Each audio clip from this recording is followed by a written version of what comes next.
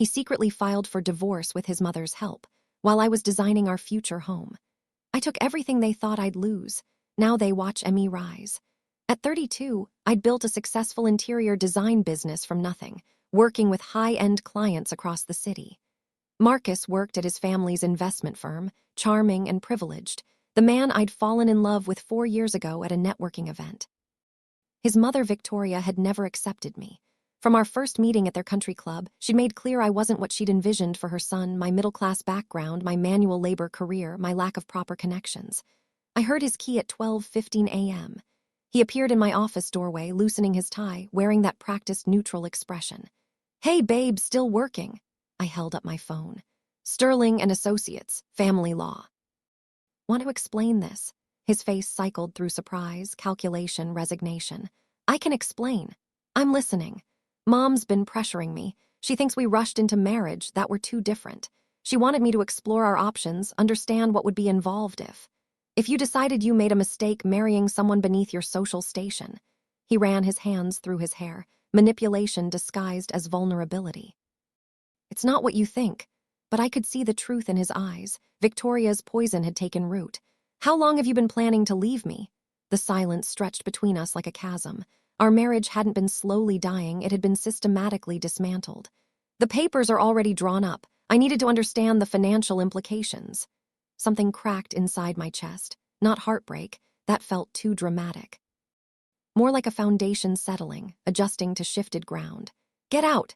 Sarah, we need to talk about this properly. Get out of my house." After he left, I sat in my living room, every design choice influenced by his preferences, his needs. Neutral colors because he found bold ones distracting. Traditional furniture because he preferred classic pieces. I'd compromised my own vision to accommodate a man who was planning to leave me. The betrayal wasn't just personal, it was professional.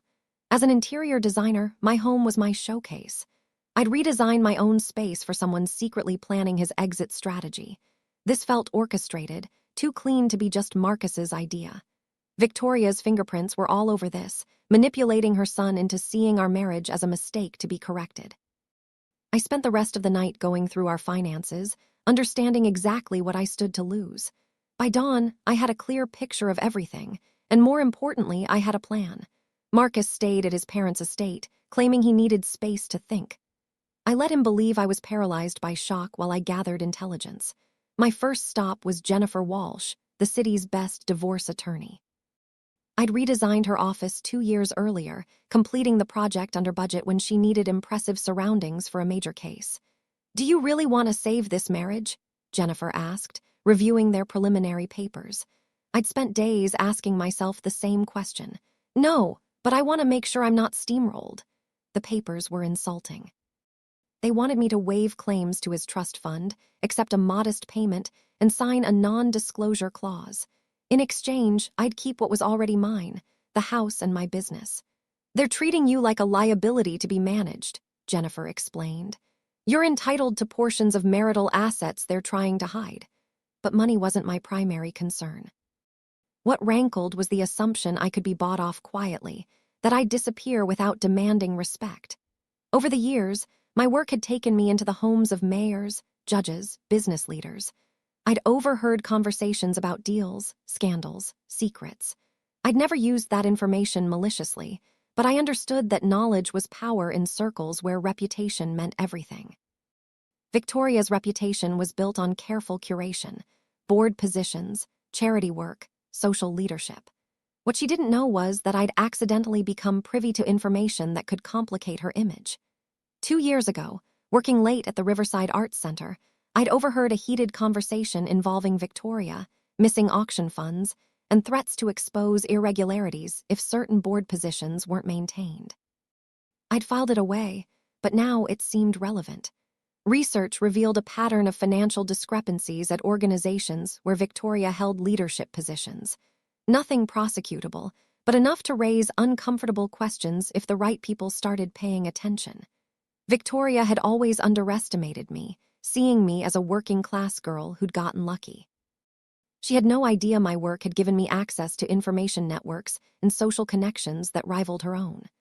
3 weeks into my planning, opportunity arrived. A call from the mayor's office about the historic courthouse renovation project. Politically sensitive, historically significant, professionally challenging. Exactly the kind of high-profile work that could establish me as a major player in the region's architectural landscape. I spent 4 days crafting my proposal, drawing on everything I'd learned about balancing preservation with modern functionality. When I submitted it, I felt the familiar thrill of exceptional work worthy of the opportunity. 2 days later, Victoria called directly. I think it's time we had a conversation about handling this situation like civilized adults. She'd heard about my courthouse proposal and realized my professional trajectory was about to intersect with her sphere of influence in ways she couldn't control. Marcus is confused right now. If we handle this quietly, properly, no one needs to be hurt. The threat was subtle but clear. Accept her terms or face consequences. Victoria, I'm going to handle this with complete professionalism and transparency. The emphasis on transparency wasn't accidental. I wanted her to understand I wasn't planning to hide. The game had begun in earnest, and I was ready to play. The courthouse project selection was announced on a Thursday morning. I was in my office, reviewing fabric samples for a client's living room renovation, when Jennifer Walsh called with the news. Congratulations, Sarah. You got it. I set down the swatches slowly, processing what I'd heard. I got the courthouse project. Not only did you get it, but the selection committee was unanimous.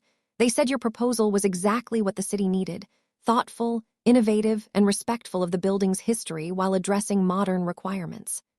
After I hung up, I sat quietly for several minutes, letting the magnitude of the opportunity sink in. This project would establish me as one of the region's premier designers. More than that, it would make me a public figure in the city's civic and cultural life, someone whose work would be seen and discussed by thousands of people every day. Victoria had been right to be concerned. The announcement made the local news that evening. The mayor held a press conference, standing in front of the courthouse with architectural renderings of my proposed renovations. He spoke about preserving historic character while creating accessible, modern spaces for justice and civic engagement. My phone started ringing immediately. Congratulations from colleagues, interview requests from local media, and inquiries from potential new clients who wanted to work with the designer chosen for such a prestigious civic project. Marcus called that night. I saw the news. Congratulations. I know how much this kind of project means to you. His voice carried something I hadn't heard in months, genuine pride in my accomplishment. For a moment, I remembered why I'd fallen in love with him, the way he'd always supported my ambitions before his mother's influence had eroded his confidence in our partnership. Thank you. Sarah, I've been thinking about everything that's happened. Maybe we moved too fast with the legal proceedings. Maybe we should consider counseling instead. I almost laughed at the transparent timing. Now that I'd achieved something that made me professionally valuable, suddenly our marriage was worth saving. It's too late for that, Marcus. Why? Because you don't love me anymore, or because you've decided to punish me? The question was fair, and I considered it seriously before responding. Because I finally understand that you don't respect me. You might love me in your way, but you don't respect my judgment, my capabilities, or my right to be treated as an equal partner in my own marriage.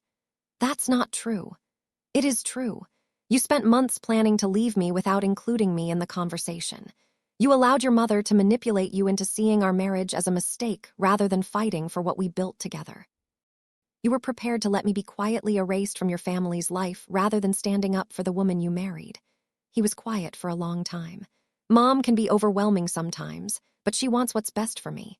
What she wants is control, and you've given it to her, even when it means betraying the promises you made to me. So that's it. You're not willing to work on this. I'm willing to work on myself. I'm willing to build a life where I don't have to compromise my worth to accommodate other people's insecurities. That life doesn't include being married to someone who sees me as a problem to be managed. After that conversation, something shifted inside me. The anger that had been driving my planning and strategizing began to transform into something quieter but more powerful: certainty. I wasn't fighting for revenge anymore.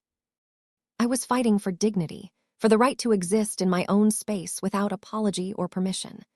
The first major confrontation came 2 weeks later, at the annual Children's Hospital fundraiser, the same event Victoria chaired every year, and one where my courthouse project would naturally be a topic of conversation among the city's civic leaders. I hadn't planned to attend. The event fell into the category of social obligations I'd always fulfilled as Marcus's wife, but had no independent reason to participate in now that we were separated. But Catherine Morrison called me 3 days before the gala. "Sarah, I hope you're planning to be there Saturday night. The mayor specifically asked if you'd be attending. He wants to introduce you to several people who are interested in commissioning projects after seeing your courthouse work." I hesitated.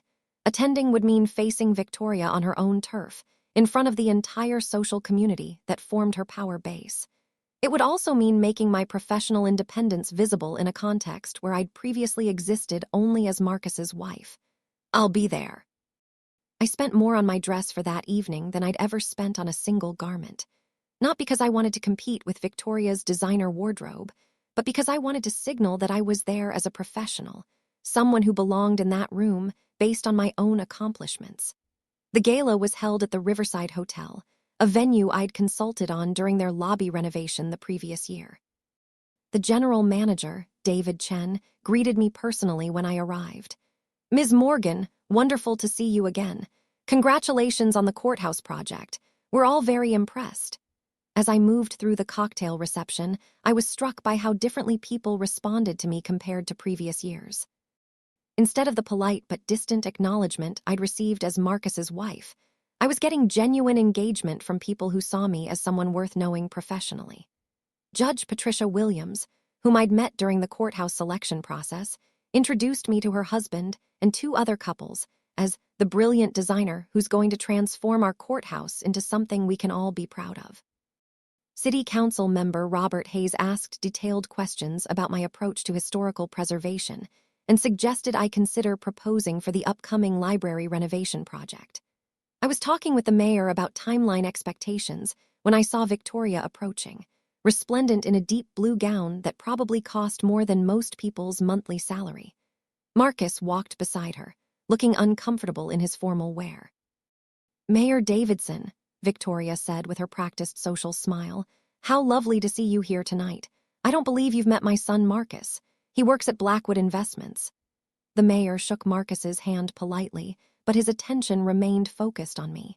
"Actually, Victoria, I was just discussing the courthouse project with Sarah. We're very excited about the work she's going to be doing for the city."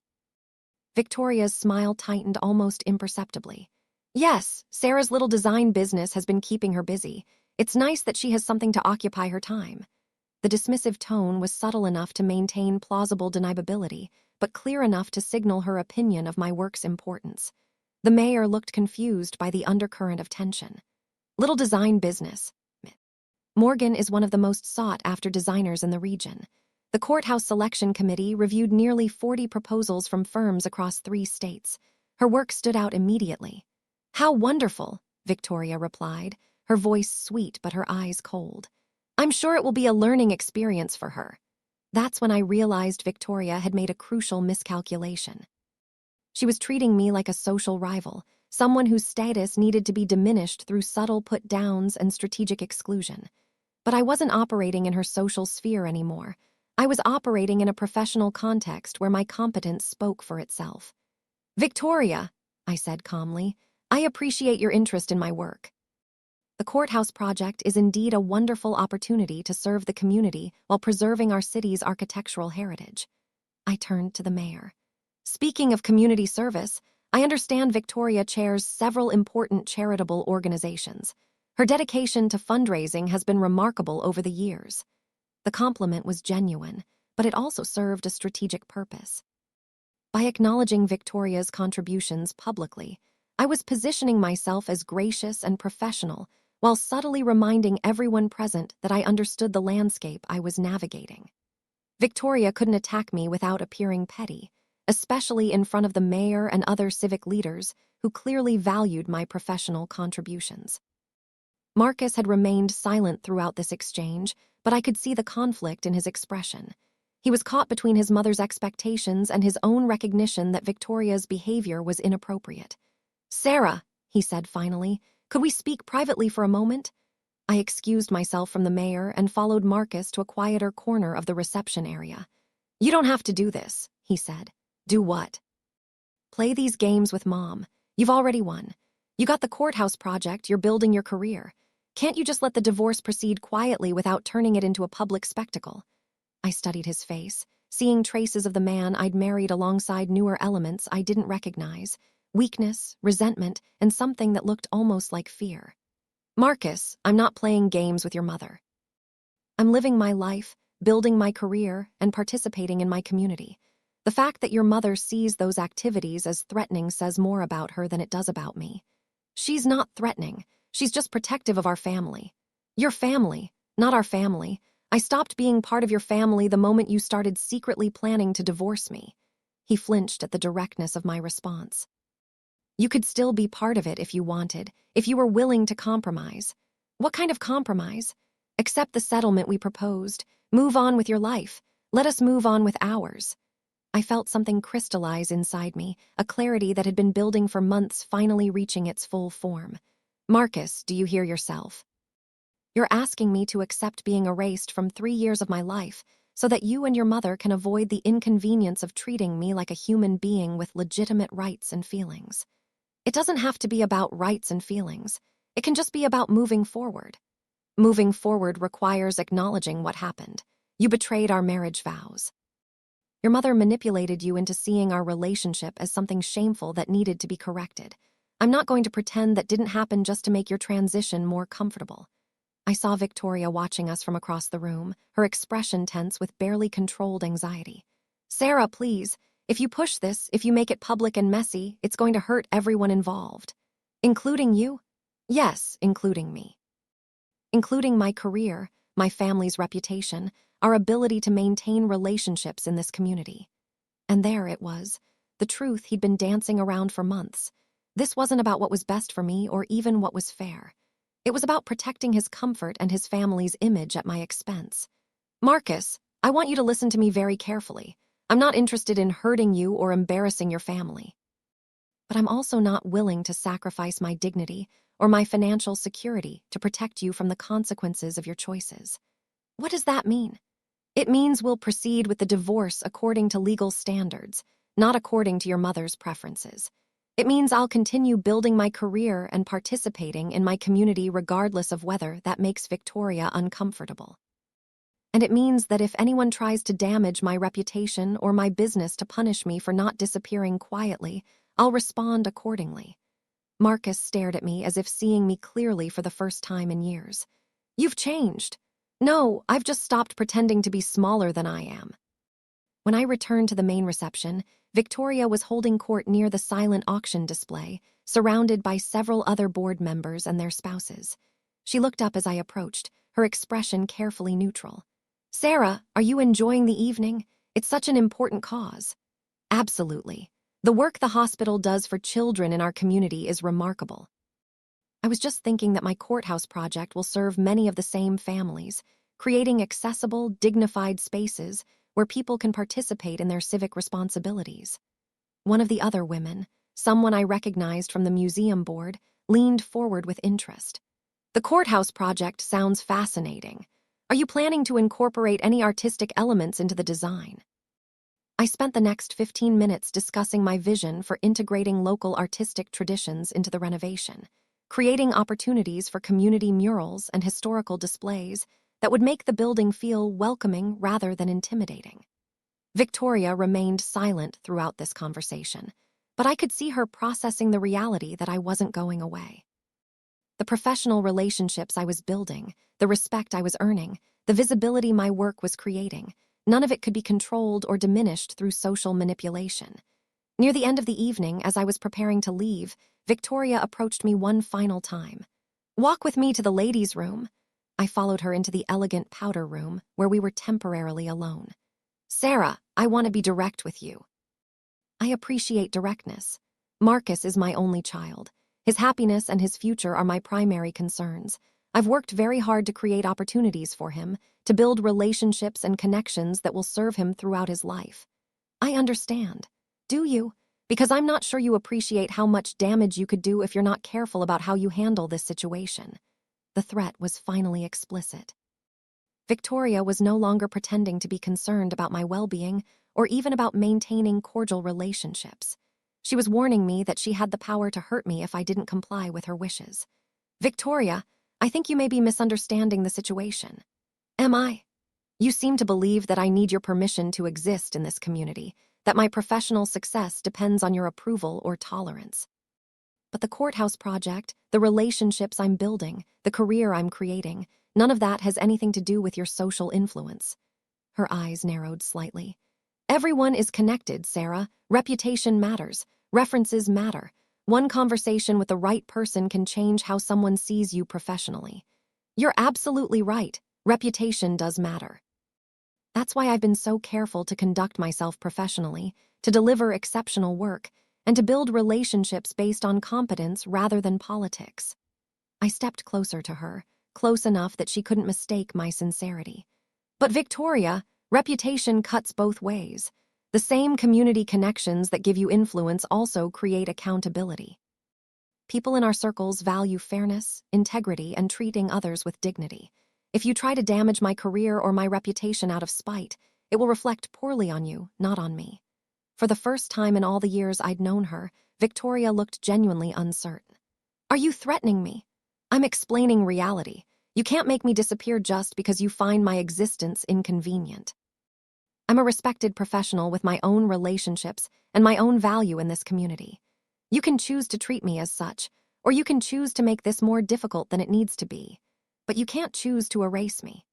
I left her standing in that powder room, probably for the first time in decades unsure of her ability to control a situation through sheer force of will and social positioning. As I drove home that night, I realized that something fundamental had shifted. The woman who had entered that gala as Marcus's estranged wife had left as Sarah Morgan, the designer chosen to renovate the city's courthouse. The transformation wasn't just professional, it was existential. I was no longer fighting against Victoria's perception of who I was. I was simply being who I actually was, with or without her approval. 6 months later, I stood in the renovated courthouse rotunda, watching sunlight stream through restored stained glass windows. The space had been transformed exactly as I'd envisioned, maintaining historical dignity while feeling welcoming to citizens navigating legal proceedings. Judge Williams approached with coffee from the new cafe I'd incorporated. This space feels completely different now, more human. That was exactly what I was hoping for. The law should feel accessible, not imposing. The project had exceeded all expectations. National architecture magazines requested interviews. The professional recognition translated into the opportunities I'd always dreamed of: library renovations, civic projects, hotel chain standards. My divorce had concluded 3 months earlier, settled according to legal standards rather than Victoria's preferences. Jennifer negotiated an outcome reflecting my actual contributions and earning potential. I kept the house, received my fair share of investments, and protected my business assets. Marcus seemed almost relieved when it finalized, as if legal clarity freed him from emotional complexity. We'd managed civil conversations during property division, but no animosity remained, just mutual recognition we'd never been as compatible as we'd believed. Victoria and I achieved cautious détente. She no longer attempted to exclude me from professional situations, and I no longer felt need to prove my worthiness. We moved in overlapping circles as equals rather than adversary and victim. On a personal level, I discovered I genuinely enjoyed living alone. The house gradually transformed back into a space reflecting my own aesthetic, bold colors returning to neutral walls, personal artwork reclaiming sparse surfaces. I developed new routines centered around my work and interests rather than accommodating someone else's preferences. The loneliness I'd expected never materialized. Instead, I felt deep contentment from living authentically rather than performing a version designed to make others comfortable. One evening, working late on library renovation details, my phone buzzed with a text from an unknown number. Saw the courthouse article in Architectural Digest. Incredible work. Hope you're well. I recognized Marcus's number despite deleting his contact months earlier. The magazine profile featured my renovation alongside projects by major firms, the kind of national recognition that could transform a regional practice into a national brand. I considered responding, then decided against it. The text felt like an attempt to reconnect now that my success was undeniable. But I no longer needed his validation. The woman who'd once craved his pride had evolved into someone whose worth came from internal sources. Around midnight, I walked through my house, turning off lights. In the living room, I paused at framed photos from the courthouse project, renovated spaces, newspaper clippings, a letter from the mayor thanking me for my contribution. These weren't just professional accomplishments. They were evidence of a life rebuilt on my own terms, reflecting my values rather than others' expectations. Standing in my reclaimed space, surrounded by work I was proud of, I realized Marcus's betrayal had ultimately been a gift. It forced me to confront how I'd been living below my potential, accepting less than I deserved in exchange for stability and belonging. The betrayal had been painful, but the awakening was transformative. I thought about Victoria, secure in her social position, never understanding that her attempts to diminish me had pushed me toward a more authentic version of myself. I thought about Marcus, who'd gained freedom from a marriage that never fit but lost the opportunity to grow into someone capable of genuine partnership. Mostly, I thought about the future, projects that would challenge me, relationships based on mutual respect, choices reflecting my actual values. The courthouse bells chimed midnight, marking another day in a life I'd rebuilt from the ground up. Tomorrow would bring new challenges, new opportunities to create something meaningful. The woman who'd once stood reading a bank alert that shattered her understanding of marriage had become someone who could stand surrounded by evidence of her own resilience and success. The transformation hadn't been about revenge or victory over those who hurt me. It had been about discovering who I actually was underneath the compromises I'd thought necessary for love and belonging. The greatest gift I'd given myself wasn't career success or financial security. It was freedom to exist fully as myself, without apology or permission, in a life honoring my actual worth rather than others' assessments. Sometimes the best revenge is simply becoming so completely yourself that the people who tried to diminish you become irrelevant to your happiness. I slept deeply that night, in my own house, in the life I'd chosen, surrounded by quiet satisfaction of work well done and a future built on my own terms.